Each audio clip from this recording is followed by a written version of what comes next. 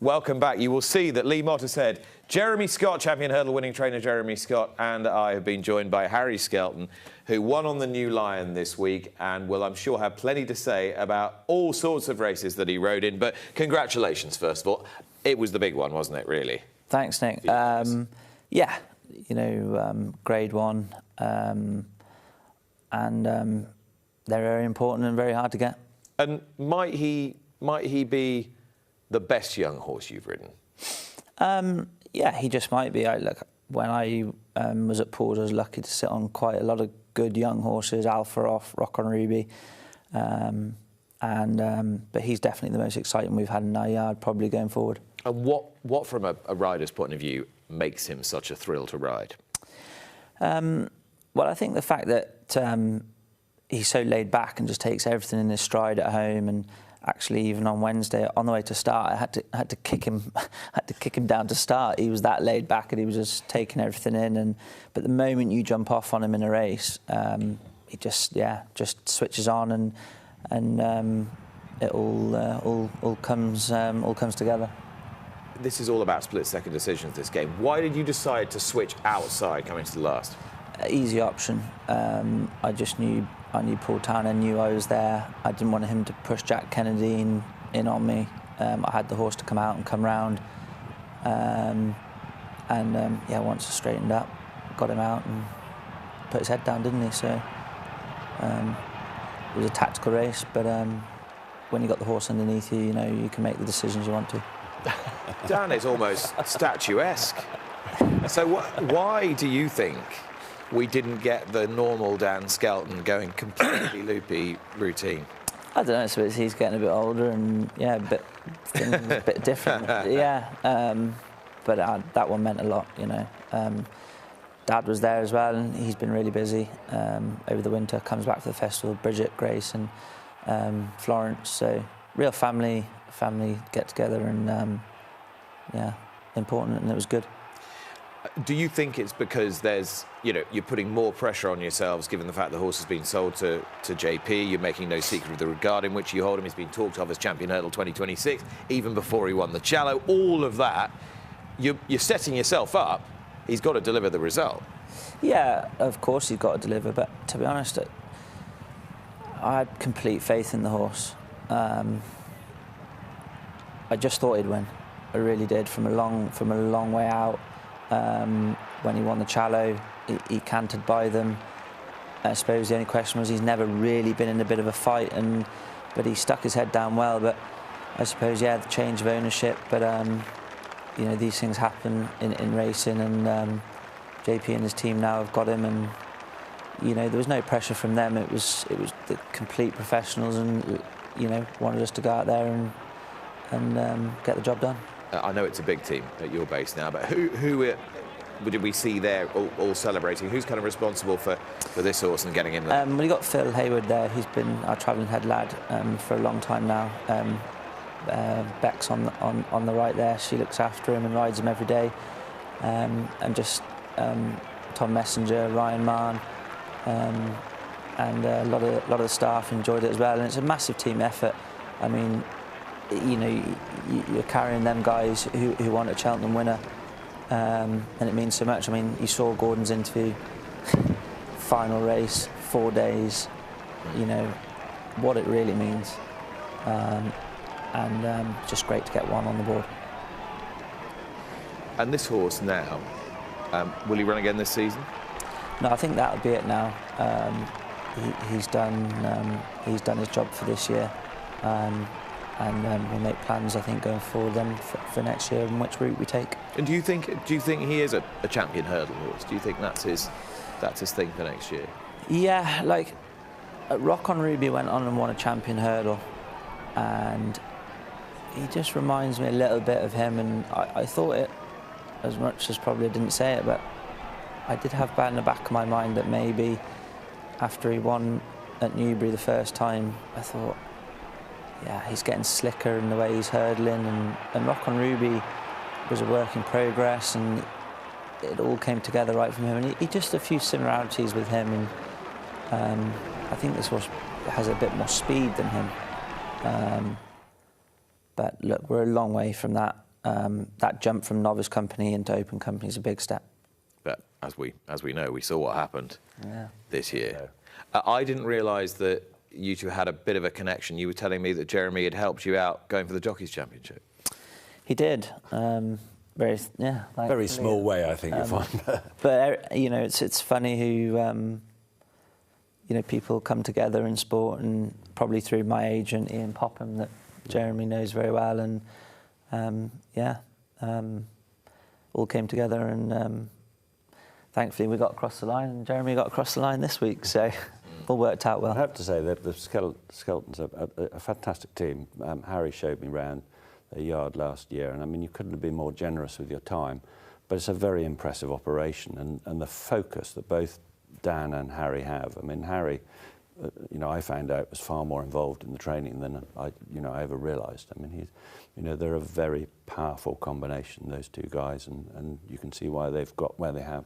Do you think one day it'll be both names on the licence? I don't know about that.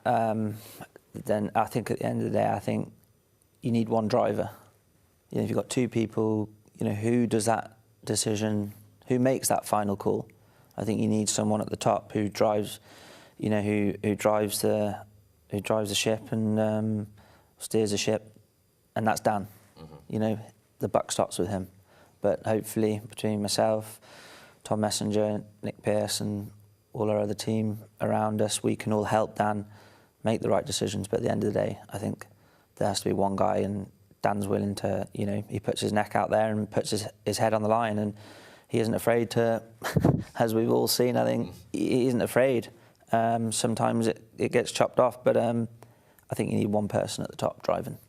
Unfortunately, Jeremy, you couldn't find anyone to drive on Tuesday. That's right. So I hear. There were no drivers. Even the driver got drunk. So.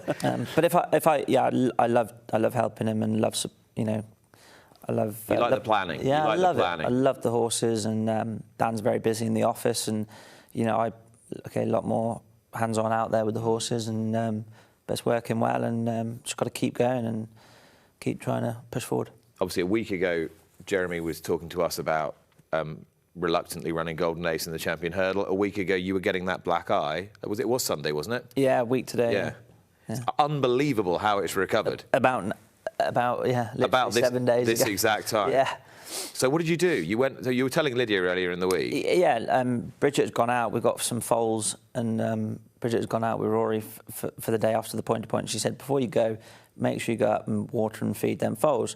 Went up there, and we've got one that's a bit lively now, and went in there to do its waters, and just literally as it turned away from me, it just bucked out and kicked. And next caught thing you?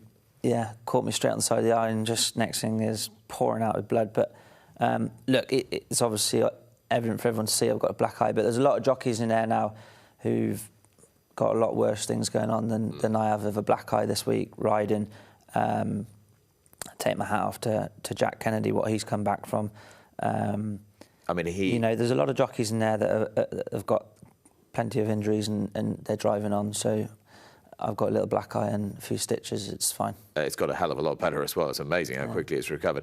But you mentioned Jack. I mean, watching him limp his way into the weighing room between each ride was a tough watch, but nowhere near as tough as it was for him. I shouldn't wonder. I was willing him to have a winner. Yeah, you know, he's unbelievably driven to you know, to get out there and do his best, you know, for himself and Gordon. And watching him hobble around the weighing room all week, it was just like, yeah, how on earth, you know, is he doing it? But I think it's mind over matter, isn't it? And when you're in that position, you just want to get out there and want to ride a winner. How about the rest of your week? Plus and minus columns. Who are you most pleased with apart from the new line? I think the horses all held their form really all week, ran really well, taking the chances, ran a blinder in the mares, Unexpected Party, ran really well in the Grand Annual. Protector, I think he ran his race this year, but I think he probably wanted a little bit slower ground, and the winner was fantastic.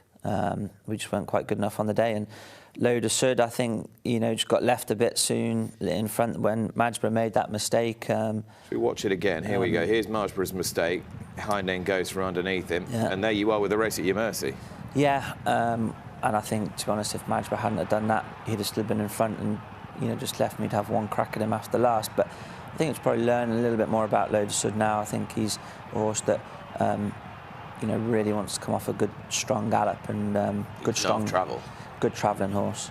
But I mean, there comes Nico with one wet sail. Do you still think you could make up into a championship quality senior 2-miler, so Tingle Creeks and Champion Chasers and things like that, if you really want an electric gallop to run out?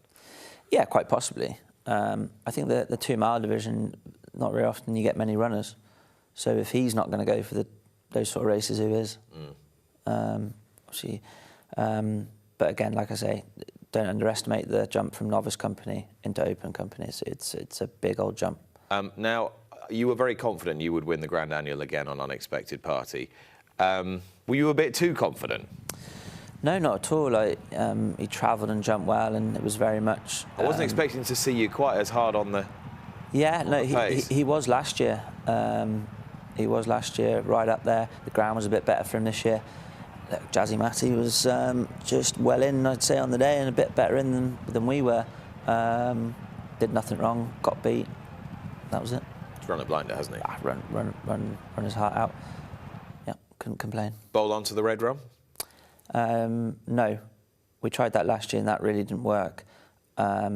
Possibly keep our options open, might go to Sandown. The more that we talk this morning and the more people are talking about where they're going, Lee, it seems to me that this gap between Cheltenham and Aintree is something that's going to have to be looked at. Now, hitherto, it's never been that much of a problem. I wonder, given the way that horses are being trained and campaigned now, whether it is going to be more problematic if it is only 2.5 weeks or whatever it is. Potentially it, but I mean, how many times have we had the same conversation? You know, it's fine when you get 4 clear weeks between the 2 meetings, but when you have a situation like this, it's evidently not satisfactory.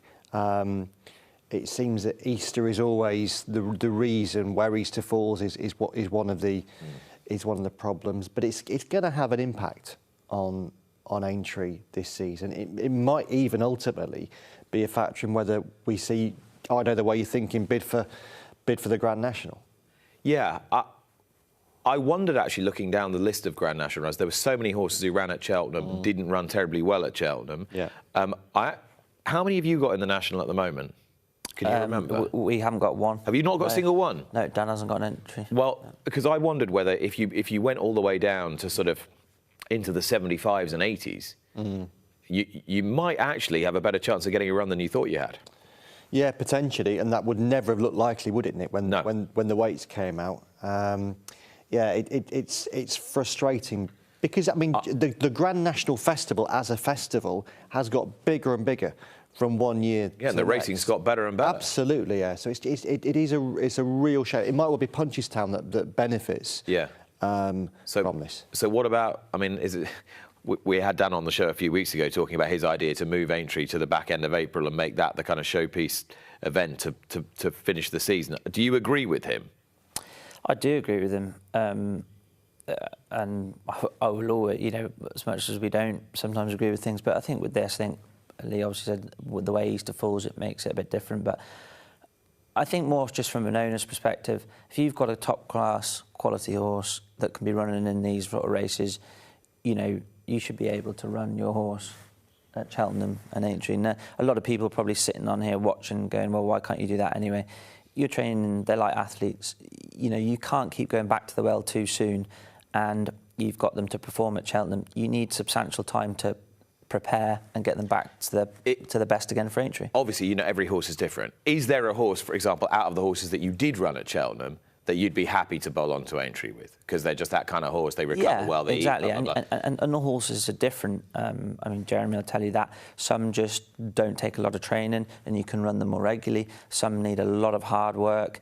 And, you know, they're stuffy horses. Like Unexpected Party needs an awful lot of work. You need to be able to really train him hard up for a day. A mare like Take No Chances is just the dream because you don't need to do barely anything with her and you can just keep running her. Great. So she's a sort you could wheel out again in 2 weeks. She'll most likely go to Aintree, I would have thought. Load of Sud, he'll go out to Aintree. I think he's a horse that just keeps 5% back for himself a little bit. So I mean, Bridget rode him 2 days later. I mean, he's bucking and squealing around the place. So he'll go out and run again, protect her at. He'll run. But there's definitely, and you'll go there and, Grey Dawning last year, he couldn't perform. Yeah. He gave 110% at Aintree, left his race at Cheltenham, and then couldn't go and back it up. That's the chance you take. But I think owners deserve their chance to have the horses in the best possible place they can be to really go in there and perform as well as they can. Bridget expressed mild displeasure with me on Friday afternoon for, as she said, stealing my husband on Sunday morning. Rory was less happy, though, I think. I told her that you'd promised that you were going to bring Rory in, and then she could have a morning to relax. Yeah. She seemed happier with that idea. Where is he? No, he's definitely home. Oh. Well, I left him at home with these croissants and that. Wouldn't all quite be looking so lovely. They were scattered everywhere, and now he thinks he can nearly walk. He's standing up, and brilliant. Best thing that's ever happened. To you and Bridget, for sure, and yeah. Your From whole, a personal, just the joy, magic, isn't it? So how old is he? Nearly 11 months. Yeah, Dad had him, and Dan, he loves Dan. Dan takes him up on the gallop on a Saturday morning. It's so funny, we've got this carrier, and I said to him, Bridge gives him to him in the office, and I said, take him up in the carrier, and no, he's all right. He carries him up there like a rugby ball, it's under his arm, and he sits him on the fence and watches the horse gallop by. And anyway, Dad and Dan were up there yesterday on the gallops watching, and Dad's flown off back to America this morning. But no, brilliant. I won't ask you plans. I'll just let you enjoy him. But you obviously are. Oh yeah, just one day. You'd love to. Have a few more, but you never know. Watch live racing now on racingtv.com.